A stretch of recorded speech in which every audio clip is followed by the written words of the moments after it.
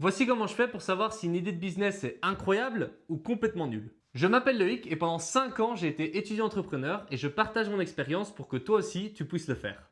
Alors tu gagnes de l'argent quand des personnes sont prêtes à te payer pour résoudre un problème. Donc il est crucial de trouver justement des problèmes. Alors dans la dernière vidéo, on avait regardé justement comment trouver des problèmes. Et donc ici, on part de l'hypothèse où on a une liste. Autrement dit, maintenant, c'est toi qui as un problème puisque tu dois essayer de trier ces différentes listes et voir lesquels résoudre, puisqu'ils ne sont pas tous équivalents les uns aux autres. Et donc c'est ce que je vais faire dans cette vidéo, je vais te partager toutes mes astuces pour pouvoir trier ces différents problèmes et voir lequel choisir. Alors j'utilise 3 grosses catégories de filtres, et le premier, c'est l'alignement personnel. Dans cette catégorie, on ne va pas parler d'argent, mais on va parler de toi. Parce que pour moi, en tout cas, si j'ai le choix entre résoudre un problème qui m'intéresse, où je vais apprendre des choses que je vais utiliser plus tard et qui va me faire gagner de l'argent tout de suite, ou un problème qui ne m'intéresse pas, où vraiment ça va m'embêter de commencer à le faire, et en plus de ça, je vais commencer à gagner 1 euro dans 10 ans, bon. Et donc, je me pose toujours 3 questions. Donc, la première, c'est par rapport aux compétences et à l'apprentissage. Donc, ai-je déjà les compétences pour résoudre le problème? Et si je ne les ai pas, combien de temps ça me prendrait pour les apprendre? Parce que si je sais déjà le faire, c'est parfait. Mais s'il me faut 10 ans pour commencer à apprendre les différentes compétences pour pouvoir le faire, je pense que ça ne vaut pas la peine. Moi, justement, j'aimerais bien là pour le moment avoir un job que je puisse faire pendant mes études. Ce n'est pas quelque chose qui, dans 10 ans, qui va durer encore plus longtemps que mes études, qui va m'intéresser. Mais par contre, si je me dis, tiens, voilà, moi j'aimerais bien faire des Google Ads pour des business. Et donc, je regarde la formation Google Ads, j'en ai jamais fait. Et tiens, voilà, ça me prend 1 mois pour savoir le faire. Et donc, je vois la formation Google, je me dis, ok, ben, voilà, pendant 1 mois, j'apprends. Et puis ensuite, je pourrais déjà proposer mes services et me perfectionner au fur et à mesure. Et donc là, 1 mois, c'est tout à fait raisonnable. Et la deuxième question, c'est en fonction de mes aspirations et de mes centres d'intérêt. Donc, apprendre ça, est-ce intéressant pour moi? Vais-je l'utiliser plus tard? Donc, ce sont toutes des choses où je peux me poser des questions et me dire, bah, tiens, voilà, moi, par exemple, dans mon cas, j'aime bien l'intelligence artificielle. Donc, j'ai fait mes études là-dedans. J'adore faire des automatisations, voir comment on peut faire gagner du temps aux gens. Et donc, je me dis, voilà, ça, c'est quelque chose qui m'intéresse vraiment et je vais pouvoir l'utiliser plus tard. Et forcément, ça va influencer mon choix. Et ensuite, la troisième question pour toi, c'est est-ce compatible avec mes études? Donc par exemple, si c'est un job où tu dois être là tous les jours de 9 à 17 heures, ben forcément, ce n'est pas compatible avec tes études puisque tu es censé être en cours. Ici, tu dois regarder, te dire, voilà, vais-je pouvoir développer ce business-là en même temps qu'elle est à l'UNIF ou à la haute école ou suivre mes cours en tout cas. Et donc ça c'est un peu le but parce que bon à la fin c'est quand même intéressant que tu aies ton diplôme en plus d'avoir appris des choses sur le business. Et donc voilà, donc ça c'est toujours les 3 choses que je prends en compte d'un point de vue personnel. Et puis après il y a aussi la réalité du business. Et là de nouveau, bon vous allez dire qu'à chaque fois j'ai des listes de 3, mais il y a de nouveau 3 choses que je regarde.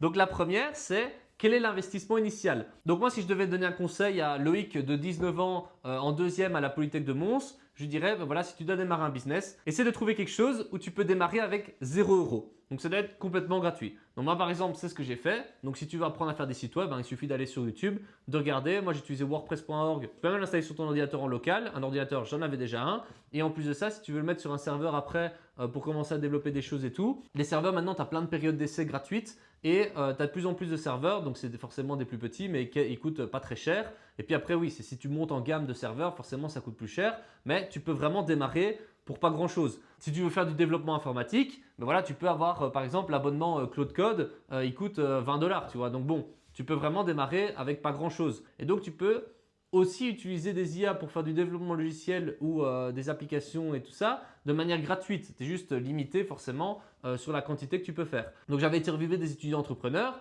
Donc par exemple, celui qui avait le premier que j'ai interviewé qui faisait du nettoyage de véhicules à domicile, il m'a dit qu'il a commencé avec l'aspirateur de la famille. Donc ça lui a coûté 0 euros. Après, si tu as besoin de machines plus spécifiques, par exemple, je sais pas moi, si tu veux nettoyer un toit et tu as besoin vraiment d'une perche gigantesque et tout ça, tu peux aussi louer dans un premier temps. Tu n'es pas obligé de mettre un gros investissement et de commencer à acheter des machines avant même d'avoir commencé à avoir des clients. Ensuite, le deuxième point, c'est par rapport à la rentabilité. Donc là, on revient à ce qu'on avait parlé dans la première vidéo, c'est que tu as 3 niveaux de problèmes. Donc tu as les problèmes où c'est plutôt des envies, donc c'est des petits problèmes, je veux dire, qui sont un peu chiants sur le coup, mais je veux dire que ça ne va pas t'empêcher de dormir. Ensuite, tu as des problèmes qui sont déjà plus contraignants, que tu vas avoir avec plus de récurrence. Et puis après, tu as vraiment les gros problèmes qui t'occupent, je veux dire, des heures et des heures sur ta semaine.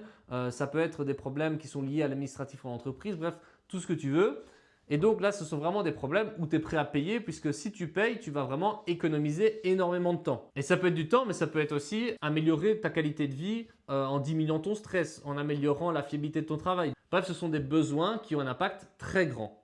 Et la troisième chose, c'est l'accessibilité. Et par là, je veux dire, est-ce facile pour toi d'accéder aux personnes qui ont ce problème pour plus tard leur vendre?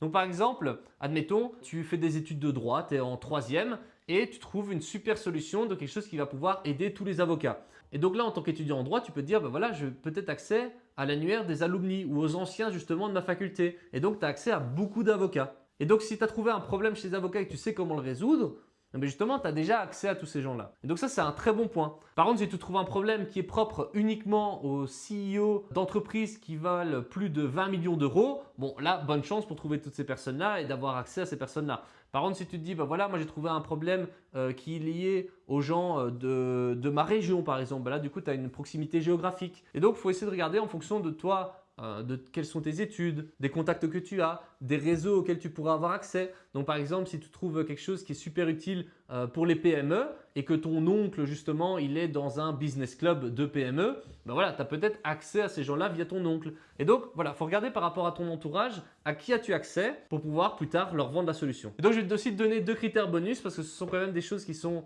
non négligeables puisqu'elles vont pouvoir accélérer le développement de ton business. C'est tout d'abord la récurrence. Le problème que tu vas résoudre est-il récurrent ou pas? Parce que si c'est quelque chose de récurrent qui a lieu toutes les 2 semaines, tous les mois, tous les 3 mois, bref, quelque chose de récurrent, eh bien tu sais qu'une fois que tu auras eu le client, eh bien, finalement, ce sera plus facile si tu as fait un bon boulot de revenir encore une fois. Et puis ensuite, tu reviens une fois, 2 fois, 3 fois et puis ça devient une habitude. Et donc, tu ne dois pas chaque fois retrouver un client. Alors que si tu as quelque chose où c'est du one shot, tu l'as vendu une fois et puis c'est fini. Et donc là, pour continuer à gagner de l'argent, tu dois chaque fois trouver de nouveaux clients. Et ensuite, le dernier critère, alors ça, je parie que tu ne vas pas t'y attendre. C'est bien s'il y a de la concurrence. Alors je m'explique. Donc par exemple ici, j'ai une petite anecdote. Donc moi quand je faisais du développement informatique à l'UNIF par exemple, on me disait toujours, voilà, si tu as un problème dans ton code et que tu cherches sur internet et que tu ne trouves pas la solution. Alors il y a 2 possibilités. Soit c'est tellement simple que personne ne pose la question. Alors je vais dire tout de suite, ça arrive très rarement parce qu'il y a vraiment beaucoup de gens qui posaient des questions à ce moment-là sur beaucoup de forums et donc tu devais trouver quelqu'un qui avait le même problème que toi. Ou alors c'est tellement compliqué et personne ne le fait et donc il y a un moyen beaucoup plus simple de le faire.